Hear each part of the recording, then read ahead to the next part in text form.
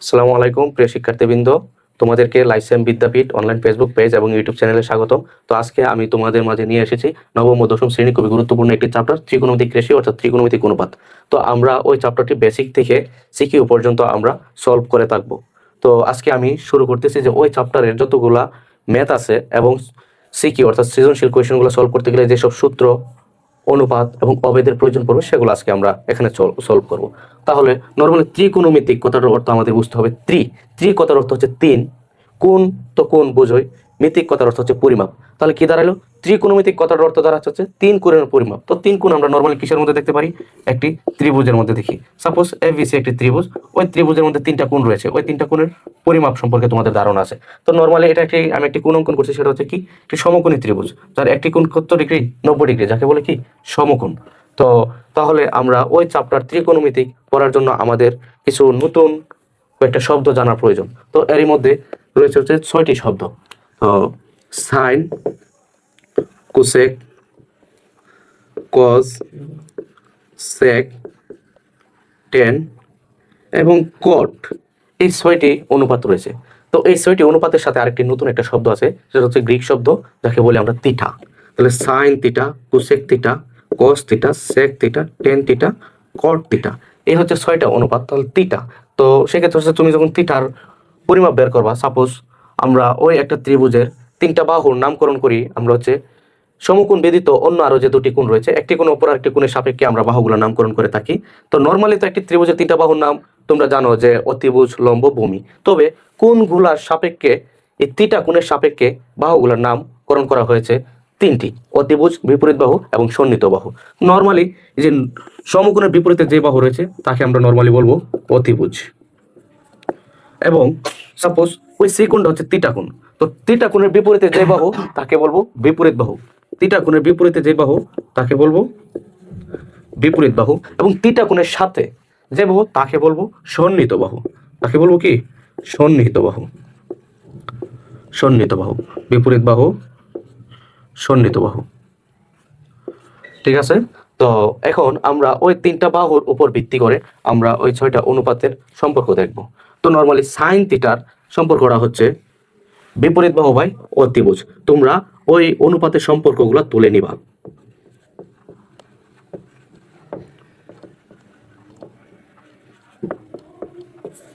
Sine theta result হচ্ছে বিপরীত বাহু বাই অতিভুজ।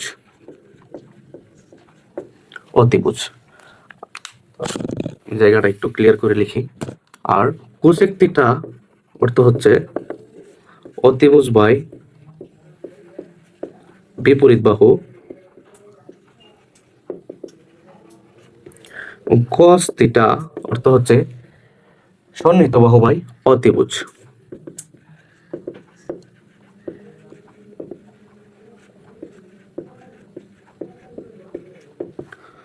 সেক থিটা অর্থ হচ্ছে অতিভুজ বাই সন্নিহিত বাহু। আর বাকি রয়েছে 2টা অনুপাত, ট্যান থিটা। তো ট্যান থিটা, ট্যানের সম্পর্কটা হচ্ছে বিপরীত বাহু বাই সন্নিহিত বাহু।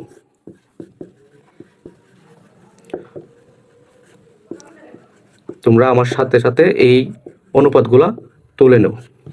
এবং কট থিটা অর্থ হচ্ছে সন্নিহিত বাহু বাই বিপরীত বাহু। ঠিক আছে? এই হচ্ছে 6টা অনুপাত এবং 6টা অনুপাতের মধ্যে ওই সমকোণী ত্রিভুজের সাথে সম্পর্ক। তো এখন আমরা ওই 6টা অনুপাতেরই একটি অনুপাত অন্য আরেকটি অনুপাতের সাথেও এক ধরনের একটি সম্পর্ক আছে। যেমন সাপোজ বলা যায় যে আমি এই পাশের এটা একটু মুছে নেই, তোমরা এটা একটু তুলে নিও। তো নর্মালি যে 1 নম্বরে আমি বললাম যে সাইন থিটা, তার সম্পর্ক আছে কোসেক থিটার সাথে 1 বাই কোসেক থিটা। আবার ওই কোসেক থিটার সম্পর্ক আছে 1 বাই সাইন থিটা। 2 নম্বরে হচ্ছে কস থিটার সম্পর্ক হচ্ছে সেক থিটার সাথে 1 বাই সেক থিটা, এবং সেক থিটার সম্পর্ক হচ্ছে 1 বাই কস থিটা। 3 নম্বরে বলতে পারি আমরা tan theta is equal to 1 by cot theta, এবং cot theta is equal to 1 by tan theta. তবে ওই এটাকে আমি স্টার মার্ক দিয়ে বলি যে টেনের আরেকটা সম্পর্ক আছে সাইন এবং কজের সাথে, sine theta by cos theta, ওই সম্পর্কটাই হচ্ছে সবচেয়ে ইম্পর্টেন্ট এবং গুরুত্বপূর্ণ। তোমরা ওইটা সবসময় বিশেষ করে মাথায় রাখবা, এবং অধিকাংশ ম্যাথের ক্ষেত্রে আমাদের এই স্টার মার্ক দেওয়া অনুপাতটাই আমাদের প্রয়োজন পড়বে, ঠিক আছে? তো বিশেষ করে 90% ম্যাথগুলো যখন আমরা করব ওই 9.1 এবং 9.2, এবং তুমি যদি বিজ্ঞান বিভাগের স্টুডেন্ট হয়ে থাকো উচ্চতর গণিত পড়তে গেলেও তোমার দেখা যাবে যে ওই অনুপাতগুলা প্রয়োজন পড়বে, ঠিক আছে? তো নর্মালি এখন তার আর বাকি রয়েছে অবেদগুলা। নর্মালি হচ্ছে অবেদ হচ্ছে তিনটা অবেদের সম্পর্ক আছে। তো অবেদ সমূহ, তো অবেদ সমূহের মধ্যে 1 নম্বরে বলতে পারি আমরা sine square theta plus cos square theta is equal to 1, এবং 2 নম্বর সম্পর্কটা বলতে পারি আমরা sec square theta minus tan square theta is equal to 1। 3 নম্বরে বলতে পারি cosec square theta minus cot square theta is equal to 1, ঠিক আছে? এ হচ্ছে তিনটা অবেদের মধ্যে আমরা চাইলে sign square theta is equal two লিখতে পারবো 1 মাইনাস কস স্কোয়ার থিটা। এটা হচ্ছে আমরা যদি তাকে একটু প্রতিপাদন করি তাহলে আমরা প্রত্যেকটা থেকে দুটি করে আরো অবেদ পাবো, ঠিক আছে? তো ওইটা আমরা হচ্ছে ম্যাথ করতে গেলে পাবো। তো নর্মালি হচ্ছে আমাদের ওই ত্রিকোণমিতিক রেশিও অর্থাৎ ত্রিকোণমিতিক অনুপাত চ্যাপ্টারটি পড়তে গেলে আমার সবচেয়ে বড় প্রয়োজন পড়বে হচ্ছে ওই অনুপাতের সম্পর্ক, এবং কোন অনুপাত কার সাথে সম্পর্ক, এটা হচ্ছে বাহুর সাথে সম্পর্ক, এটা হচ্ছে অনুপাতের সাথে সম্পর্ক, এবং ওইটা হচ্ছে অবেদ, ঠিক আছে? আর এরই মধ্যে আরো সবচেয়ে গুরুত্বপূর্ণ একটি উপপাদ্য রয়েছে যেটা তোমরা মানে একেবারে ছোট ক্লাসের থেকে শিখে আসতেছো, যাকে বলা হচ্ছে পিথাগোরাসের উপপাদ্য। তো পিথাগোরাসের উপপাদ্য বলতে তুমি নর্মালি কি জানতা যে সাপোজ পিথাগোরাসের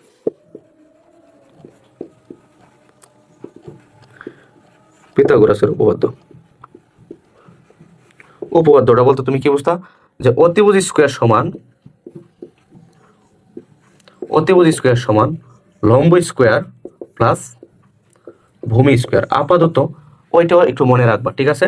তবে এখন তুমি বলতে পারো যে ভাইয়া আপনি তো লম্ব লেখেন নাই, আপনি তো লিখছেন বিপরীত বাহু।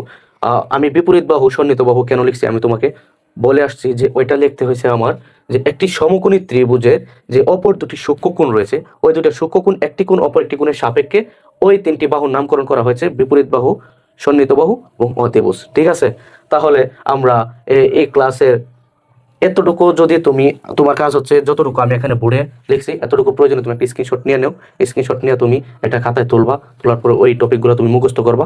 এখন আমি তোমাদের মাঝে এই চ্যাপ্টারের বিশেষ করে বাহু নিয়ে কিছু কোয়েশ্চেন করবো এবং এগুলা তোমরা নিজেরা উত্তর দেওয়ার চেষ্টা করবা, ঠিক আছে? তো ওইটা তুলে নিও, আমি আপাতত এটা মুছে দিচ্ছি।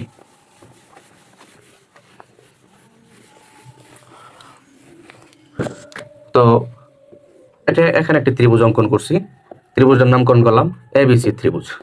তো ওই এবিসি ত্রিভুজের এটা হচ্ছে সূক্ষ্মকোণ, অর্থাৎ এটা হচ্ছে সমকোণ। ওই সমকোণ কাকে বলে? যে কোণের পরিমাণ কত ডিগ্রি? 90 ডিগ্রি, তাকে আমরা বলি কি কোণ? সমকোণ। তাহলে এখন ওই সমকোণ তুমি চিহ্নিত করতে পারছো, এবং সমকোণের বিপরীতে যে বাহু তাকে তুমি নর্মালি অতিভুজ বলতে পারো। এটা তুমি সহজেই বুঝতে পারছো। আরো সবচেয়ে বড় সহজ একটা উপায় হচ্ছে যে একটি সমকোণী ত্রিভুজের সবচেয়ে বড় বাহুটা হচ্ছে কি? অতিভুজ, ঠিক আছে?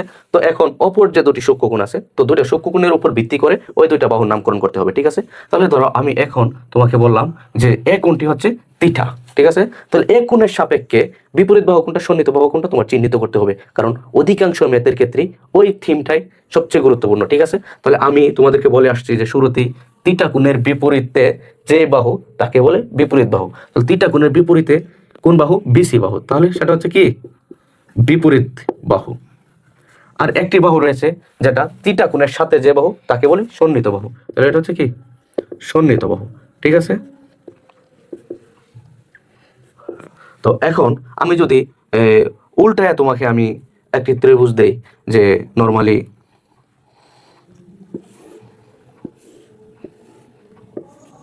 এই ত্রিভুজের নামকরণ করলাম এ বি সি। এখানে বি কোণটা হচ্ছে সমকোণ এবং সি কোণটা হচ্ছে থিটা। তাহলে বলো তো ভাইয়া যে কোন কোণটা বিপরীত বাহু? অবশ্যই তুমি বলতেছো যে থিটা কোণের বিপরীতে রয়েছে এবি বাহু, এবং ওই এবি বাহু হচ্ছে কি? বিপরীত বাহু। এবং অতিভুজ কোণটা? ওই ত্রিভুজের সবচেয়ে বড় বাহু, অর্থাৎ সমকোণের বিপরীতে যে বাহু সেটা হচ্ছে কি? অতিভুজ। এবং অপর যে একটি বাহু রয়েছে যে থিটা কোণের সাথে যে বাহু সেটা হচ্ছে কি? সন্নিহিত বাহু। তাহলে ভাইয়া একটা ত্রিভুজের আকৃতি যেমনই থাকুক না কেন আমরা তার বাহুগুলো চিহ্নিত করতে পারবো।